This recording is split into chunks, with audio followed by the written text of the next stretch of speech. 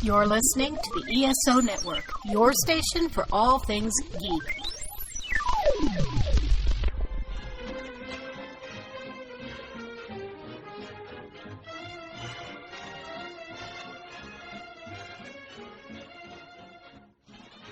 Hello, world, and welcome to Tales from Hollywoodland, a veritable feast of movies, Broadway, showbiz stories, news and gossip, with Julia Schlossberg, Arthur E. Friedman, and Stephen J. Rubin. Today, we're talking all about John Wayne with author Scott Eyman. And now, here's Julian, Arthur, and Steve. Welcome, Scott, to our cinema party. Thank you kindly. Good to be here. How could we not discuss one of the great icons in film history? My personal favorite actor of all time in terms of volume of movies I love of his. So I'm thrilled to be here. Arthur, you just finished reading Scott's terrific biography of the Duke. Tell us what you felt when you read that book. Well, I first want to say that we have a beautiful, wonderful library down here by the ocean in Pompano Beach. And I was in there browsing, and I took a look, and I saw John Wayne, and they had it in big print. And I took the book home, curious, of course, being in the movie business for years. Would be an interesting read. And it was on my desk for a couple of days, and I took a look, and I opened up in the middle, and I couldn't stop reading it. It's a great book with research, Scott, that you did that was incredible. John Wayne, to read things about him that, we all know the movies, but what Scott did was very much nail his persona and what he was all about. Scott, as you point out in the book, Cary Grant and Jimmy Stewart and those great movie stars of the past are gone. John Wayne lives on. And so that's a really interesting topic for us. And so we John Wayne, what got you into it? What made you do this book? That's an interesting question. And it's not a simple thing. All my books begin with professional admiration. Life's too short to write about people you think are hacks or untalented or a product of publicity rather than talent. I always liked John Wayne, which was not common in my generation because, Vietnam and his politics and everything. He basically alienated almost the entire generation of my generation. I was not hung up about his politics. And so I kind of was like similar to Peter Bogdanovich in that respect. That said, I wouldn't have written a book about him if I hadn't met him. Because I spent 90 minutes with him alone in a room, and we talked about the movies and about making movies and about how John Ford broke down a scene, all these fairly arcane subjects that he didn't get asked about a lot because this was 1972 and he was America's most famous cancer survivor. And basically the only things people were asking him about in that era were surviving cancer and or conservative politics. And as he told me, politics and I hate politicians. He swore like a sailor, by the way. Not on screen, but off screen. But he was completely different, not completely different. He was more dimensional than his screen character would lead you to believe he would be. The general rap about Wayne was that he was just projecting his own personality. And there was an element of him that was indeed his own personality that was reflected in his on-screen performances. But as in conversation, he was much more reflective, much more contemplative, less knee-jerk, more thoughtful, in a word, than his screen character was. His screen character always tended to know where true north was and acted accordingly. And if you tended to disagree with him on screen, you were going to be cast into outer darkness. As a person, he was more interested in having a conversation than a screen character was. And I found that very interesting. So I was 21 years old at this point when I met him. And the years go by and I started writing books.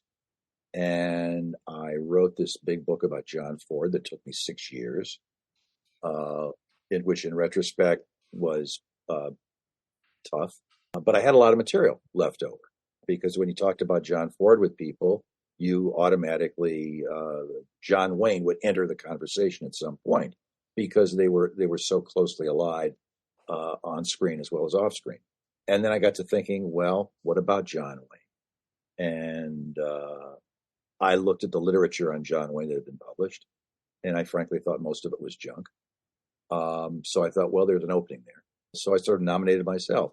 And so I kind of started on second base because I had so much material that I'd accumulated from writing the Ford book that I hadn't ended up using because it was about the extended social circle that Ford had around in the field photo service, the World War II unit that Ford had and that Wayne wanted to get into but didn't get into.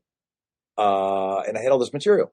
And some of the people that I talked to for the Ford book were already dead by the time I started writing the Wayne book, which was in 2009 or 10. The Ford book had come out 10 years earlier in 1999. So time had moved on, and I thought, well, there wasn't a good one-volume book on John Wayne. I might as well do it. So I did it.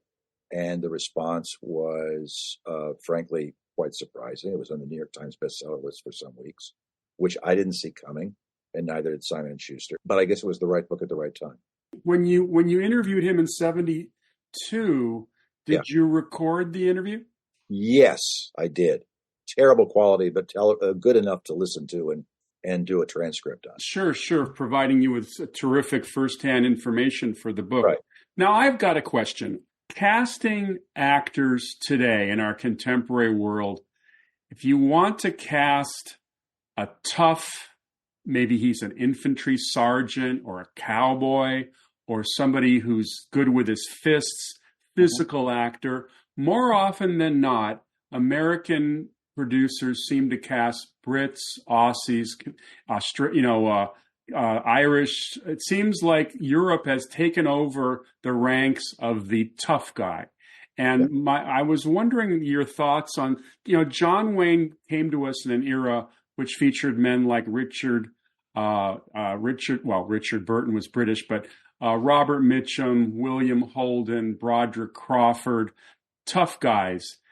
How has things changed in America and from John Wayne's era? And of course, John Wayne epitomized the guy you would want on your back if you were in a fight.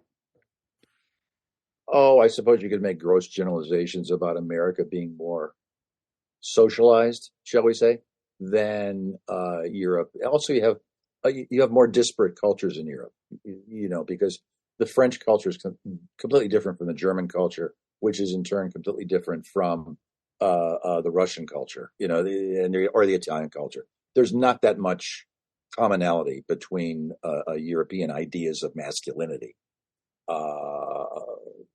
Elaine Delon and is not Marcello Mastroianni, and Yves Montand is not Burt Lancaster. So it's a more disparate group of cultures, and the filmmaking cultures are also quite different. Not just ideas of masculinity and femininity, but the actual filmmaking cultures are quite different. I mean, there's more government subsidies, for instance, in filmmaking. Government subsidies are practically unknown in American film. So it's just a completely different concept of masculinity and femininity, and it remains so. America seems to me to be more prone to socialization and what's the latest trend, and we have to remake ourselves depending upon what the prevailing trends are. And I don't think Europe is anywhere near as much prone to that. Where would John Wayne be today? Do you think? If, let's say he was 50 or 60 years old and everything is going on that's going on, what would he be like? What position do you think he'd have without getting into definitive politics or anything like that? Well, I think his politics would be the same. I don't think his politics would have shifted an iota because he's born in 1907. So he'd be extremely elderly. But his views were extreme in those days. They were extreme in those days. They're less extreme now. There's a lot more people espousing basically what John Wayne was espousing 50 years ago than were at the time 50 years. Yeah. He was an outlier at the time, which just goes to show you how American social attitudes shift over time. I'm kind of interested in talking to you, Scott, about Stagecoach and Long Voyage Home, because for 25 years I was the exclusive distributor of both movies. Right. And very proud to have both those films, even though, as we both know, Long Voyage Home was not a commercial success. No, certainly not. No. But what I want to ask is this. When you did your book on Ford and also on Wayne, how extensive did you go into the difficulty of John Ford getting the okay for John Wayne to be the star of that movie? Of Stagecoach? Well, coming off Stagecoach, Wayne was much hotter than he had been before Stagecoach, because it's when Ford wanted him to do Stagecoach, Wayne was under contract to Republic, grinding out 10-day westerns, and that's all he was doing. And he was regarded as damaged goods because even at the time in 1939, but even after 1939, nobody escaped from B westerns. If you were doing B westerns, you were doing time in Alcatraz for the rest of your career. Nobody got out of that. Tim Holt didn't. Tim Holt made a few pictures. He made Ambersons and Treasure of the Sierra Madre, but then he went trundling back to making B westerns. Johnny Mac Brown, all those B western guys, they were doing B westerns until B westerns died or until they got too fat to get on a horse. Yeah. So that Ford wanting Wayne to do Stagecoach, the script was excellent. Ford had was already an A-list director regarded as an artist, and Wanger was perfectly happy to finance the film, and Selznick would have been perfectly happy to finance the film. But nobody really wanted John Wayne headlining that cast because he had the mark of Cain on him. He was a B Western actor, and that was low rent. And this was an A Western, And a lot of people have no idea that Claire Trevor gets top billing, not John Wayne. She does, and she gets more close-ups than John Wayne, too. Well, the first thing that really caught my attention about Scott's writing was your description, Scott, of Stagecoach and that shot that Ford gets coming in on Wayne and the sawed-off shotgun, and that is about as iconic a shot as there's ever been. Yeah. But from that point on, your writing is brilliant. I just couldn't put the book down. Right. And, as Julian says, he did distribute the picture subsequent to its initial run, but that was a pretty successful film and made him a star. It was a very successful film. It did make him a star. And he immediately became Republic's most valuable commodity. And it made him it made him viable for the rest of Hollywood that wouldn't have looked at him twice because he was just making 10-day westerns at Republic. Which is why I think probably he helped get Long Voyage Home financed. It didn't work out, but Wanger, after Stagecoach, was happy to finance Wayne and Ford in another picture. So he did, and he promptly lost the money that he'd made on Stagecoach. But that's the movie business. Tell us. How did you get to see and get to be with John Wayne? You must have known someone, or how did it happen? I didn't know anybody. I was 21 years old. I was living in Cleveland, Ohio, where I was born. And I knew I wanted to write about the movies, and I thought I could write, but I wasn't sure. Nobody's ever sure. I'm still working on the surety part. And I figured, well, if I'm going to write about the movies and I'm in Ohio, I have to do something I have to meet people. And there's no way I can meet anybody in Ohio. But I was doing freelance writing, and I would interview people that passed through Cleveland promoting this or that or the other thing. So I got a chance to hang out with John Carradine and Buddy Rogers, and whoever came through, I would sidle up to and spend the day with. And it was a lot of fun. But ultimately, I had to do something about getting to Hollywood. So without knowing quite what I was getting into, I figured, well, I might as well start at the top, and after I get rejected at the top, I'll just work my way down. So I wrote a letter to John Wayne, the care of Paramount Pictures, where his office was, and didn't expect anything. So 10 days later, I got a letter back from his secretary saying, well, if you're ever out here, call me and I'll try to hook you up. So I promptly booked my first trip to Los Angeles. Yeah. And I gave myself like 3 or 4 weeks out. And then I started madly writing letters to other people I wanted to talk to. William Wellman, Bill Clothier, James Wong Howe, Henry Hathaway, et cetera, et cetera, et cetera. So I got out there and I called John Wayne's secretary, who had written me the letter, a sainted woman named Mary St. John, who I always revere. And I called her and she said, "Oh, sure, I remember you." And there's a moment where I can hear her flipping through pages of a calendar. And she said, "Well, on Thursday, he's at CBS taping a TV show. Could you get over there?" Now, I was staying in a motel, and I didn't have enough money for a rental car. But I said, sure. So I took cabs everywhere I had to go because I didn't have money to rent a car. So I just said yes whenever someone said, "Well, can you meet me here? Can you meet me there?" I just said yes. I took a cab. So I took the cab to Studio City. It was one of these all-star tributes thing. It was a CBS's salute to CBS's 50th anniversary. So Bob Hope was there, Jack Benny was there, Milton Berle was there, Lucille Ball was there. None of them were there at the same time. They were all like in 2-hour increments. They'd get made up. They'd come in, they'd tape their bit, and they'd leave, So it was one of those all-star things, self-congratulatory. And I here to meet John Wayne, and they checked my name. Yeah, took me back. I waited outside his dressing room. After about 5 minutes, the door opened and they waved me in. And he was sitting there looking at himself in a makeup mirror. His toupee was on. His tuxedo shirt was on. The jacket was not on. And he was smoking, and this surprised me, he was smoking a little cigar about yay long. Little black cigar like Clint Eastwood smoked in the Leone Westerns. Now, at this point, he's America's most famous cancer survivor, and he's doing cancer ads on television. So I had no idea that he was such a tobacco addict. He was still smoking, but he was, and he never really stopped. In spite of the fact he'd already lost a lung, he was still smoking. But he stood up, we shook hands. He was huge. He was just huge. 6'4", probably 250, 260. Big, I mean, broad, and narrow hips. I mean, he was shaped like a triangle. Even though he was older at this point, he would have been 65 here. And he had a lot of weight on him. He still had narrow. His hips were much narrower than his shoulders. And he was very imposing. Black dress shoes, high gloss. And I was nervous for about 2 minutes, and then he put me at ease.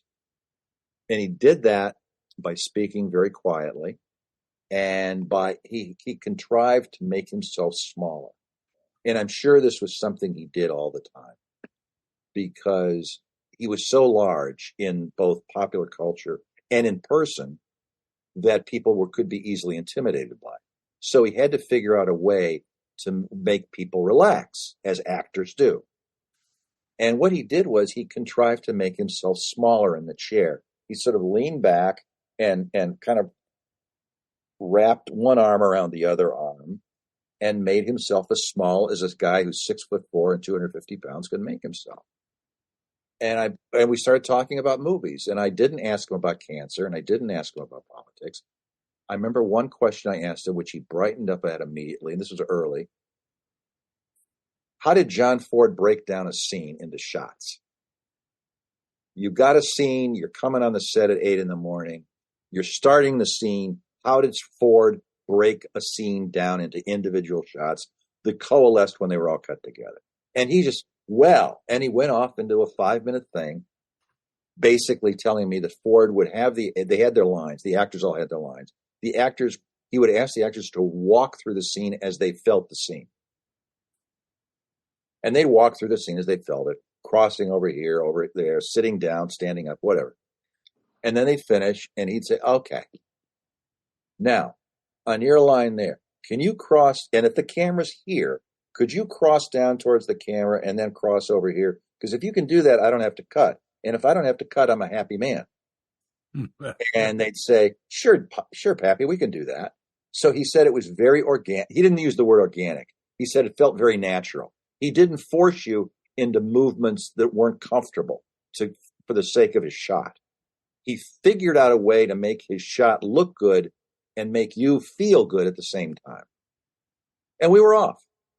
Because I knew instinctively that no one asked him these kinds of questions, He was used to getting a very set group of questions. And what I didn't know Now, why am I sitting there in the first place? Why did he agree to see me? What I didn't know was he hated to be alone. One of the reasons he loved making movies was there's 100 people around making the movie. There's the stuntmen, there's the makeup guys, there's the grips, there's the camera crew. There's all these people.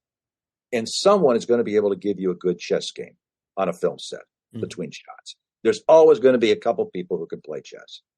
And he didn't want to be alone. He didn't want to be sitting there with nobody talking to him because he was very gregarious by nature. And he didn't like to be by himself in hotel rooms. He wanted people around him. He wanted people he could play chess with. He wanted people he could chew the rag with. So one of Mary St. John's issues, one of her job functions, was to figure out people that he could talk to. And So you qualified. And you qualified. Yeah. It was comparatively easy to get someone in there if he wasn't heavily booked. And he was shooting this thing, and of course it took longer than they thought it was going to do Milton Berle, who was shooting before John Wayne. So I had him all by myself. I was probably scheduled for a half hour. I had him for 90 minutes. So I ran through all my questions, and we still kept talking. And he only got upset once. I asked him about John Huston, with whom he made a perfectly awful picture called The Barbarian and the Geisha. And he went off. I never thought Huston was all that good. Other than the Maltese Falcon and the Treasure of the Sierra Madre, I never thought he was that good. And frankly, I think his father had more to do with John Huston being successful with those two pictures than John Huston did. And he continued talking in that vein, and he started to get angry talking about Huston, how Huston had blown the picture off and hadn't been attentive during the movie. And he starts to get, I can only compare it to a locomotive building up steam. He's like starting to get breathing heavy. He's breathing harder and breathing heavier. And I'm thinking, oh, fuck, I'm making John Wayne angry. Well, we all know what happens to people that make John Wayne angry. I didn't want to make John Wayne angry because we were getting along fine. So I just quickly got off the subject of John Huston. But he had a real hard on about John Huston. And obviously John Huston made a lot of wonderful pictures where Walter Huston was either had nothing to do with or was long dead. So Huston's talent went a lot deeper than having his old man around. But as far as Wayne was concerned, Huston poisoned the well on The Barbarian and the Geisha. And he didn't want to hear anything good about John Huston. So we moved on to other people. Scott, had the article in Playboy been either discussed or did he bring it up where he was quoted and getting his head whacked around on? I did not bring it up. He brought it up peripherally. He didn't refer to it directly, but he said people, he was criticized for some of the things he'd said, and he kind of obliquely referred to it. I didn't follow up on it because I wanted to talk to him about the movie business. He loved to talk about the movie business. If you asked him a question of like, how did John Ford break down a scene into shots? I asked him about Nat Levine, a kind of shyster operator who ran Mascot Pictures, very early Poverty Row outfit in the 30s that was later absorbed into Republic. And he made 3 serials for Nat Levine. And Nat Levine would shoot an entire 4 hours of film in 20 days, 18 days. And Wayne got, I think, $750 for the serials. Not a week, for the entire serial. Yeah. But there's a depression on, and he's got a couple kids, and $750 is better than not working at all. So he took the money. And that he went off, his face brightened up, and he started telling Nat Levine stories, which were very funny. And how much the stuntmen hated Nat Levine because he wouldn't pay stuntmen what the going rate was, whatever the going rate was in 1932, 33. And so the stuntmen would plot to stick a ring off Nat Levine's finger because he had a big pinky ring on his finger, and they wanted to steal the ring. And Nat Levine put up such a fight that, the stuntmen got bruised. Very funny showbiz movie backlot stories. Did you? That nobody ever asked him about. Did you get a chance to ask him if he had a favorite of his 140 plus feature films? He named one of his sons. He named his last son Ethan, after Ethan Edwards in The Searchers. Yeah, that was a favorite. He liked She Wore Yellow Ribbon because it gave him a chance to act as opposed to punch people. where he's playing a guy who's 60 years old. And how old is he? And he's 40. He was 40, 42 at the time he made it. And he's playing a 60, 65-year-old man.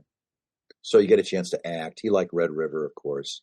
He liked the pictures everybody else liked. Red River is probably one of the greatest movies I've ever seen, regardless of being Western. What a great movie that was. I want to mention to you, he had a close friend of his who was a friend of mine as well, a movie theater owner in Philadelphia named Mert Shapiro. And Mert invited me to have drinks with him and Duke at the Polo Lounge. And Andy McLaughlin was there at the time. I sat down and enjoyed, Howard must stay there about an hour. And I came away looking at this man thinking, that's the same guy that's on the screen. I mean, he was as down to earth and regular as one could possibly be. Very likable. He was he was immensely likable. The difference was he wasn't quite as dogmatic, except if you brought up certain things. His screen character was more my way or the highway than I found him personally. He wanted to hear what you thought. Even if you were talking about politics, and I didn't really go into politics, but I could sense he was interested in the give and take, the back and forth of a conversation.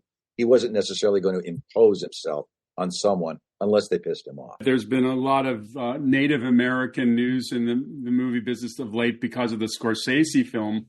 And one of the things I had read at one point, I can't remember where, that somebody was complaining that John Wayne was a racist and that he hated Native Americans, which I could not believe for a second.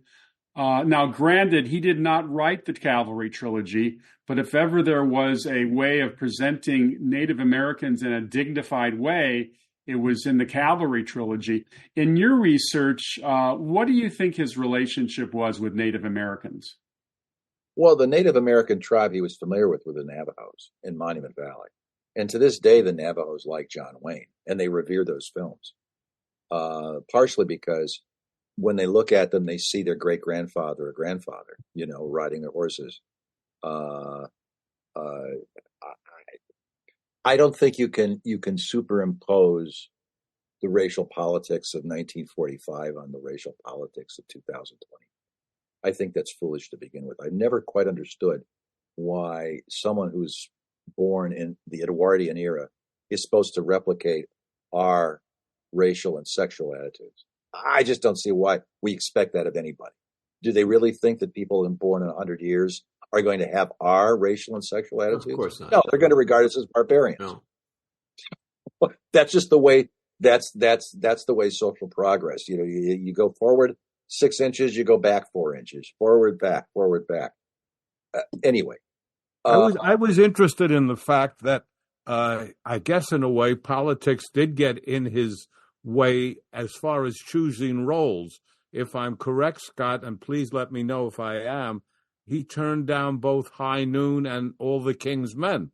Isn't that true? He did turn down High Noon. Yeah, he didn't want to do High Noon. I don't know about All the King's Men. I don't see him in that part, frankly. No. He was a big movie star in 1949, 1950. So a lot of things would have been passed by him. But I think he would have been terribly miscast in as Willie Stark. I really do. High Noon, he certainly could have played, and he wouldn't have played it. But that was Hawks was upset about it. Wayne was upset about it because in Wayne's mind, that Gary Cooper grinds the badge into the ground at the end of the movie, which he doesn't do. But he just throws the badge in the ground and walks over it and gets in the buckboard with Grace Kelly. Who could blame him? But they took that as a rejection of the sheriff's social duty. He's only doing what he's supposed to do, in the picture. What's the big deal? That's his job. Why is this such a heroic thing? And of course, Hawks ended up making Rio Bravo with Wayne, where basically it's Wayne, a drunk, and a half crazy old man holding off the town, all by themselves. Okay. They're both wonderful movies. High Noon's a wonderful movie, but High Noon's also a socio-political tract. There's no way to look at High Noon and not know that this is about more than a Gary Cooper Western. It's overt if you know anything at all about what was going on in America, and if you knew what was going on with Carl Foreman getting blacklisted, et cetera. It's an obvious parable. And High Noon is a response to that parable from a conservative point of view, because both Hawks and Wayne were political conservatives. So, okay, turnabout's fair play. It would be interesting if he had turned down, if it's true, All the King's Men, because he got nominated that year for Sands of Iwo Jima, and he lost to Broderick Crawford, who did win the Academy Award. I agree with you. It seems strange that Willie Stark would be John Wayne, but you know they try to make movies. Well, that's a Pulitzer Prize winning novel, but I don't think Harry Cohn was thrilled with the idea of making it. Robert Roslin was, and I frankly, Broderick Crawford having an Academy Award, I think he's a coarse, vulgar actor who bellowed his way through every part he ever played. He was Broderick Crawford. He was Broderick Crawford. Yeah, it was not a finesse actor. Let's let it go at that. But it was a good part, and it's a good picture. I don't think it's a great picture by any stretch of the imagination. I would rather have seen Wayne get an Oscar for Red River. Yes. Yeah. Well, but it wasn't the same year. I think that Wayne disliked Harry Cohn a lot, didn't he? He hated Harry Cohn. Yeah. He talked about Harry. He was part of a big club. But he really objected to Harry Cohn because he had made a B Western at Columbia supporting Buck Jones. Speaking of guys who never got out of B Westerns, and I think Wayne was third billed. And this is before he hooked up at Republic. This is the Mascot era where Wayne is working at Mascot, and he got a job at Columbia working with Buck Jones. And Cohn accused Wayne of having a relationship with an actress that Cohn was interested in having a relationship with. And as Wayne said, it was a goddamn lie. Now, Wayne was married at this point, and the marriage was very solid, and the kids were starting to come. And he was really, really offended by being accused by Harry Cohn of having an affair with an actress when he wasn't that kind of guy. And if you look at the opportunities had and versus the affairs he had, you can count the affairs on 2 or 3 fingers. He was not a guy to sleep around. He really wasn't. He also has. And then he said, and I haven't worked for Columbia since. And I had plenty of opportunities, believe me. So Harry Cohn is on his personal blacklist as far as that went. And even after Harry Cohn died, he never made a picture of Columbia. Never. And I'm sure and there were plenty of pictures of Columbia that he could have done and made a lot of money. I wonder if he was offered the Burt Lancaster role in From Here to Eternity. That would have been an interesting role for him. It could have played. Yeah, he could have. And I mean, Randolph Scott's career would have been a lot different if Wayne had set up Fat Jack at Columbia, for instance. You know. But from your book, Scott, he had a very specific kind of woman that he seemed to like. And I thought the relationship with him and Pilar was unusual to read about. I didn't think it would be that way. That he liked Latin women. All his wives were Latin. Yes. Yeah. That was a thing, obviously.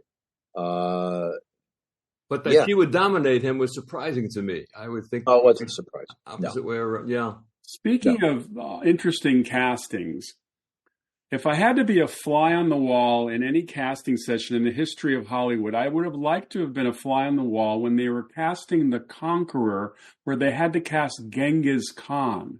Now, the joke over the years is they were making an Eastern instead of a Western. Yeah. How the hell did John Wayne get into that movie? He and Howard Hughes, he had a contract with Howard Hughes, and he owed Hughes a picture. And he and Hughes were bound by politics, okay. But he'd been off and on at RKO since 1941.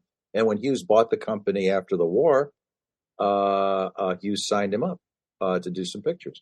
And I mean, the Argosy pictures, She Wore a Yellow Ribbon and Fort Apache were released through RKO. So he was used to working for Hughes. and they got along okay, as much as anybody could get along okay with Howard Hughes. So, and he owed him a movie.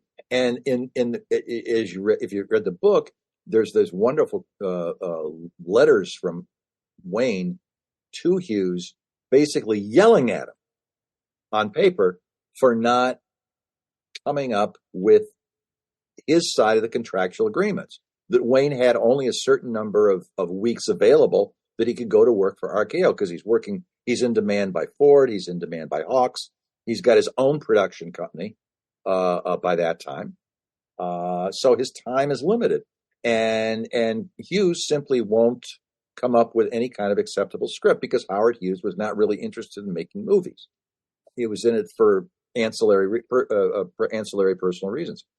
So finally, they did this jet pilot thing, which started shooting, I think, in 1949 and comes out in 1957, because Hughes was playing with it literally for 6-7 years, adding footage, reshooting footage, recutting, watching it in the screening room, getting off on whatever he was getting off on. And then finally, the last commitment that they had was this picture that came in. And I think Wayne was frankly just glad to get it off his table, get Hughes off his table, because RKO by that time in 1956, 57, 55 is a failing operation. And everybody knows it's a failing operation in Hollywood. And the money was laying on the table. Fine, just let me out. Just give it to me and let me get this over with. It's a terrible picture. The script is bad. Wayne's bad. Susan Hayward's terrible. Everybody's at their worst. And of course, we now know that they filmed on rather tainted ground, which had been part of the nuclear test. So do you ascribe to the theory that all the people who got cancer may have gotten it from working on that location? Is it possible? Yeah, sure, it's possible. On the other hand, how many of these people were heavy smokers? Right. Wayne was a 4 or 5 pack a day guy. He was smoking little black cigars when I was with him, but when it came to, and he thought that was his compromise by not smoking cigarettes. It was okay to smoke cigars instead of cigarettes, but he would light one cigarette off and he smoked Camels, for God's sakes, unfiltered Camels. My grandfather smoked unfiltered Camels. My grandfather dropped dead at 70. But he would light one off the butt of another one. It was continual with him. He was a heavy smoker.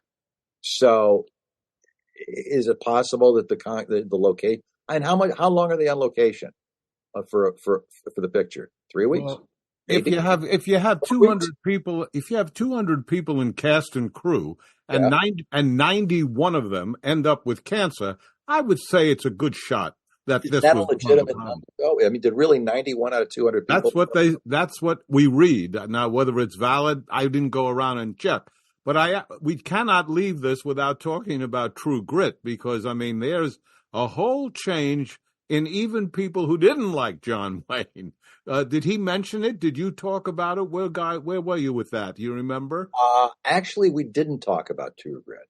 Although he liked Hathaway a lot. Hathaway was a screamer. Henry Hathaway was a screamer. And I knew Henry Hathaway. And he was the most courteous, quiet gentleman in his living room. But everybody you talked to who worked with him, Roddy McDowell told me, leaned over and said, I saw Henry Hathaway make Dean Martin cry. Mm-hmm. Now, can you imagine Dean Martin crying? I cannot. But Henry Hathaway made Dean Martin cry. He screamed at him with such venom. I think Jerry Lewis made him cry a couple times too, out of boredom. Ultimately, though, Dean Martin made Jerry Lewis cry. Yes, I think. But no, he let Henry.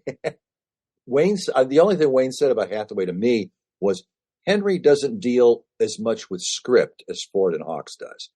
I do, which is a nice way of saying that Hathaway could direct a very good script extremely well, but he was not necessarily a good judge of what made a good script, which is where Hal Wallace comes in on True Grit, because Hal Wallace was a really good producer and made very few terrible movies. And True Grit's a very good script, and Hathaway does a very good job directing it. And Wayne's wonderful. I think it's a very good picture. And people always say, well, he got a job for self-parody in True Grit. I don't think it's self-parody. I think it's a very enjoyable, big, roistering, larger than life performance, which is what the film needs. It certainly did, and I totally agree with you. Didn't Wayne try to buy the rights for that? Yes, he did. He got outbid by Al Wallace, and it really pissed him off. And Wallace had to seduce Wayne. They ended up giving him a piece of the copyright, a larger, not just a piece of the gross. He owned a piece of the copyright. Oh. Speaking Scott, of, as I say, the research you did for the book, The Life of John Wayne, The Life and Legend, is great. You get into the budgets of a lot of these movies, and that's interesting to say the least, especially for people in the film business. Sure. But I was taken by the fact that Wayne was making like only $3,000 a movie beyond Stagecoach until he found Charlie Feldman. And Charlie Feldman opened up this world of 50 grand and all the rest. And a percentage. Sure. And a percentage, yes.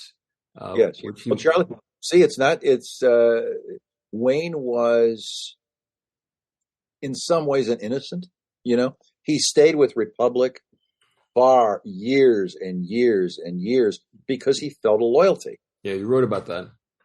Because Herb Yates had hired him when no one else would hire him, and it paid him $350 a week. And in 1935, 36, that's not terrible money for B Westerns. That's okay money. And you're getting 40 weeks. So, and he had 3 kids. So he always had a kind of blue collar mentality, He hired me when nobody else would. Therefore, I owe him. Even though he'd moved far beyond Yates's capabilities as a producer and ability to mount stuff. And then he made a terrible mistake and got Ford to come over to Republic and used his leverage with Ford to get him to come over to Republic so Ford could make The Quiet Man.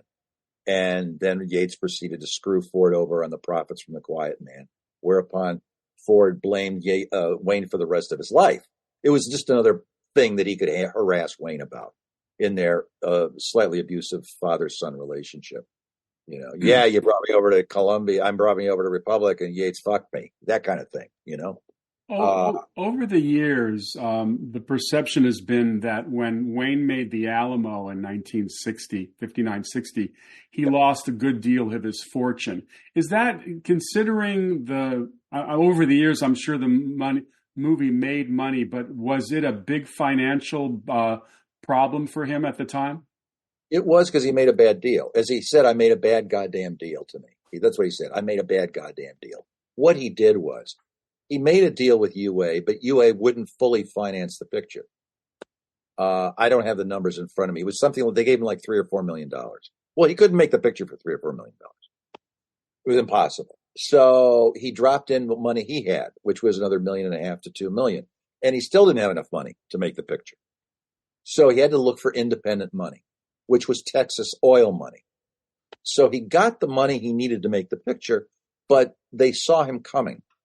The independent oil money. So they arranged their contracts so they got first dollars. And UA was taking their money also off the distribution percentage from first dollar. So Wayne was in the position of last money. And the picture did okay, but it didn't make enough money. It paid off the independent money that Wayne had contracted with, and it paid off UA. But it didn't pay off Wayne. So because he was in last position on the profits, and it didn't make quite enough profits, he lost his personal investment, which meant that he had to start all over again as a producer. And he'd made a fair amount of money with Wayne Fellows Productions. He'd made Hondo. He made The High and the Mighty. These were very big pictures. They made a lot of High and the Mighty was a huge picture.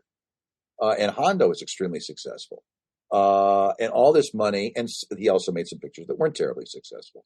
But the profits he had all went into the Alamo, and he lost it. So he had to start all over again. And that's when he clicks into Atari, making Atari. He signed an 8-picture deal with Paramount to get some income coming. Steve, Scott writes extensively about this, this whole, all these things in this. It's a great book. And also that one of his sons, was it Patrick or Michael? I forget, who takes over the business of his company. Michael. Very smart. Michael ran Batjack. Michael was a smart guy. Yeah. Michael was a smart guy. Michael took a look himself in the mirror and realized he wasn't going to be a movie star. Sadly, amongst the film preservationists, apparently the negative of the Alamo is in very bad shape. It's one of those movies that desperately somebody needs to come in like the cavalry and rescue the movie. The problem is there was one 70 millimeter print, the complete version, the 212 minutes, I think the complete version was, 3.5 hour, 3 hour, 40-minute version. Only one, the negative, Wayne sold the picture to UA, finally, to get the debt off his back. He sold the picture to UA after it was reissued in 7 or 8 years after 1960. And then he sold the picture to UA because he just needed to get the debt off his back.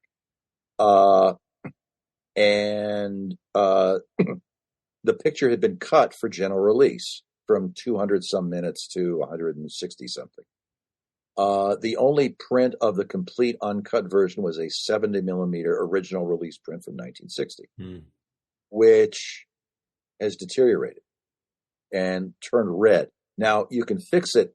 You can fix the color, but you can't fix the fact that the print itself has deteriorated, and the negative, wherever the negative of the 70 millimeter uncut version was, nobody knows. So it's somewhere. It got lost. And so I don't know that the original 200-minute version could be restored. I think it might be impossible at this point. So all there is nice material on the short version, which is like 40 minutes shorter. Scott, in your original interview with the Duke, did he mention any actors that he was particularly fond of? Obviously he had the guys in the Ford Stock Company, I'm sure were all friends of his. But were there any actors that he admired particularly that he may have mentioned? We talked mostly about the Ford Stock Company. He loved Ward Bond, because Ward was like the class clown, the butt of all the jokes. Because Ward, and the odd thing is, Ward Bond's a wonderful actor, but all the stories everybody told, he was not the most self-aware human being on earth by any stretch of the, or even smart particularly. But on screen, he's fine.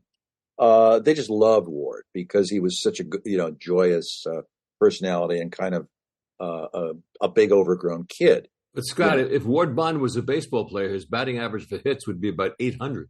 This guy made hits. Well, he was a great character actor. He made 4 or 5 pictures a year. You could do that in that era because the volume of production was so high. And he was always like billed 5th or 6th, but he always had great little scenes. I just watched him in Gentleman Jim. Probably the best. Great performance as John L. Sullivan. It's very touching. That's a wonderful movie, period. But it's interesting that they went back to USC and the football team. Both Ward Bond and Marion at that point, I guess. Marion Morris were playing football together. So that's a long friendship for anyone to have. He loved Harry Carey, didn't he? He loved Harry Carey Sr. And he loved Harry Carey Jr. Yeah. He loved Dobie. I loved Dobie was a friend. I loved Dobie. Everybody loved Dobie. I don't think Dobie had an enemy in the world. By the way, Scott, I'm sorry to interrupt. How did Harry Carey Jr. get the nickname Dobie? Do you know? Yeah, his hair. His hair was the color of adobe bricks. Oh, okay. Kind of dirty blonde. It was a dirty blonde, and that a reddish dirty blonde, and that's where it came from, Adobe, and it got shortened to Dobie. Scott, did you see the movie Trumbo? Yeah. And what do you think of the way Wayne was treated in that? I wouldn't want to be the actor that has to play John Wayne. It was all right. I didn't mind I thought everybody was acting big, including Bryan Cranston playing Trumbo. Yeah. But Trumbo was a theatrical character. I don't know if he was quite as big a character as Bryan Cranston played, though. But they showed Wayne to be not very nice, and yeah. Well, that's fair. Yeah, that's fair. He wasn't at his best, shall we say, in that period. He threw his weight around. By that time, he had weight, and by that time, he threw it around. I have a friend who went to one of AFI tributes. I think it might have been the John Ford one, and he was what do they call it, a page standing in the back of the hall watching all these celebrities and escorting them into the house. And he wanted to watch the show, and the guards were about to take him out. John Wayne comes over and basically says, "Why don't you leave the kid alone?" And my friend will never That was good, forget it. Steve. That was very good. That was good. That sounds like him, actually. Thank you. Well, I've seen probably some of his movies probably over 100 times. Scott, do you have a favorite film of his filmography? The modern favorite is The Searchers. I kind of have a yen for Liberty Valance. How well do you know? My favorite, although to be honest, my favorite Ford Western is My Darling Clementine. It's not John Wayne's not in My Darling. John Wayne. How well? But if I had to watch one Ford Western, it would be My Darling Clementine. How well do you know Liberty Valance? Very well. Okay, so I've watched it 100 times. There's a scene where Jimmy Stewart is instructing in his little classroom behind the print shop, and he asks Pompey, the wonderful Woody Strode character, to describe what this dialogue comes from, which obviously comes from the Constitution. He says, it's affected by amendments. And yet, and excuse me for this arcane moment, guys, Jimmy Stewart says, no, that's the Declaration of Independence, which is obviously wrong. How could that possibly happen in a Ford film like that? Or was it just a continuity issue or something dialogue replacement? I don't remember if it's dubbed. I don't remember if the line's dubbed. It could have been Ford just being perverse. Ford was perfectly capable of being perverse, just to startle people or make an actor uncomfortable. And if Jimmy Stewart said, "But that's not in that's for the Constitution, not the Declaration," but Ford would say, say the line, say it as written. Yeah, and everybody would say it as written because he's John Ford and because everybody was scared of him. Interesting thing about Liberty Valance. At that time, I was in the music business and friendly with a guy named Gene Pitney, who was a very popular singer in those days, and he recorded. It's a good song, Burt Bacharach song. There it is. Liberty Valance had a big hit, but it came after the movie. Is that right? No, it was supposed to be on this under the credits, but Ford didn't want it under the credits. Right. So the song was issued basically simultaneously, and I'm sure it helped cross plugging. But it wasn't on the film itself because he felt the song was too up tempo and too bop bop bop. Because the film is very mellow and very depressing and very morose. Actually, yes, it was morose, but the song was a hit and probably cross-pollinated into the movie. I had a friend of mine, the late writer-producer named John Sackett Young, who did China Beach and West Wing, a lot of great shows. And he was a big John Ford guy. And he and I would always have these long, and they were all circular debates because we always came around the same point. He didn't like Liberty Valance because he thought it looked like an episode of Gunsmoke, which it does. And he thought he was offended by the cheapness of it, the physicality, the lack of the physicality of it, which you expect with Ford. You expect the wind, you expect a sense of the landscape, and there's nothing like that. And he said, and that last shot. I know of the train after old Jimmy Stewart and old Vera Miles in the train, and then there's a handheld shot of the train. He said, "I don't know where that shot came from. Fade out. John Sackett Young, my friend, dies a couple of years ago. I'm watching Tales of Wells Fargo on the Western Channel, and there, at the end credits of the Tales of Wells Fargo with Dale Robertson, is that same handheld shot of the train disappearing around a curve with high grasses, and it's a handheld shot, so there's a slight shakiness to it. And I thought, John, where are you? You're right. They just bought the shot from Universal, took it to splice onto the end of the film because Ford wouldn't go on location to shoot a shot of a train disappearing over the horizon. They just bought 100 feet of film from Universal, But John really objected to that, the cheapness of it. It's not cheap. It cost $3 million. But that was $750,000 for Wayne That was $500,000 for Jimmy Stewart. That was Ford's salary. A lot of it was overhead. There wasn't a lot left to make the movie after they paid everybody. So we're coming to the end of our show. I'd like to ask you, Scott, what are you applying your considerable research efforts to these days? Well, my Charlie Chaplin versus America came out in October, the end of October. And normally I take 7 or 8 months off between books to let the batteries charge. But as I've gotten older, I take off less and less time because I have less and less time to write. Actually, I just started on another project a couple months ago. It's something different. It's about a woman because I've only written about one other woman in my roster of books, and I'm long overdue to write about a woman. But it's not Katharine Hepburn, and it's not Audrey Hepburn, and it's not Bette Davis, I can assure you. Right.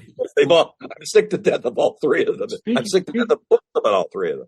Speaking of women, given her notorious reclusiveness, were you able to reach out to Vera Miles on your book on Wayne?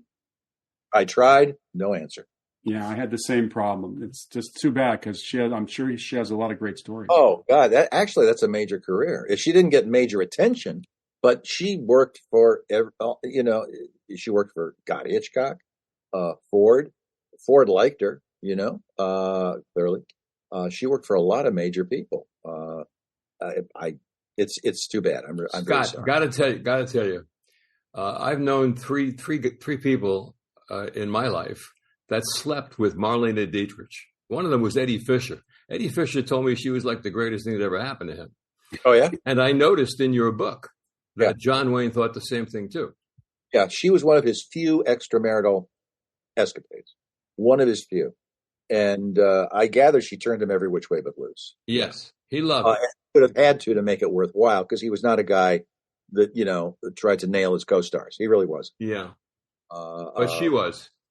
She was. Yeah, he was. He went far off the reservation for her. Yeah. I'd like to just say before we leave. Well, they made 3 pictures together consecutively.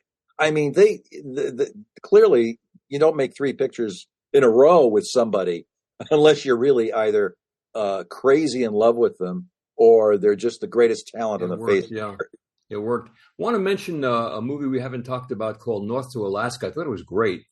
Loved the movie, just fun, entertaining.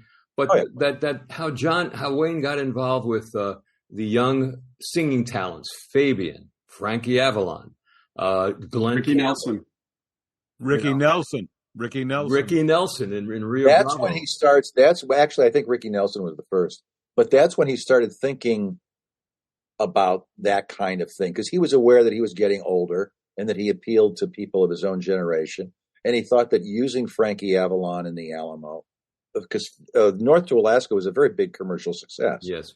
Even though he didn't produce it, it made a lot of money, and I believe he had a percentage.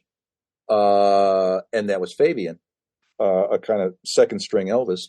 So he began to think like that. So even into the 70s, Bobby Vinton shows up in Big Jake for no particular reason. But Bobby Vinton had a few hit records 5 years earlier. Polish Prince. Yeah, the Polish Prince. So he started to think kind of programmatically, like, how do I broaden my base, so I can get some young people in? And Glenn Campbell in True Grit, another classic example. Now, that was a Hal Wallace production, but I'm sure Wayne said that's a great idea, because you don't want to just get one component of the audience. You want to get as many audience components in as you possibly can, because he didn't think of himself as making art movies. He thought of himself as being a commercial entertainer, and he wanted the films to be widely seen. Well, this has been terrific, Scott. We definitely want to have you back for one of your other books. You've been listening to Tales from Hollywoodland. We're on all the podcast platforms, Apple, Amazon, Spotify. If you'd like to get in touch with us, please write to us at talesfromhollywoodland@gmail.com. We love to hear from our fans. If you have ideas for a show or a guest, please let us know. We also have a YouTube channel now. You just go to Google, type in YouTube, and Tales from Hollywoodland. Thank you, Scott, so much for being a part of this today. Thank you, gentlemen. Enjoyed it, Scott.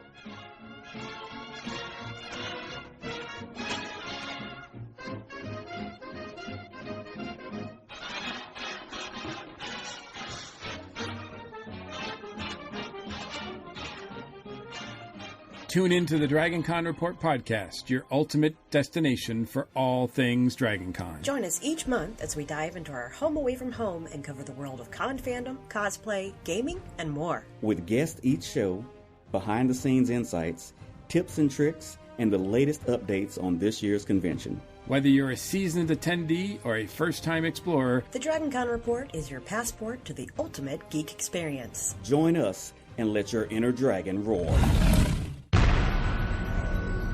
This has been a broadcast of the ESO Network. Be part of the crew and help support our shows by donating to our ESO Patreon or by shopping at the TeePublic store, which can all be found at www.esonetwork.com. The ESO Network, your station for all things geek.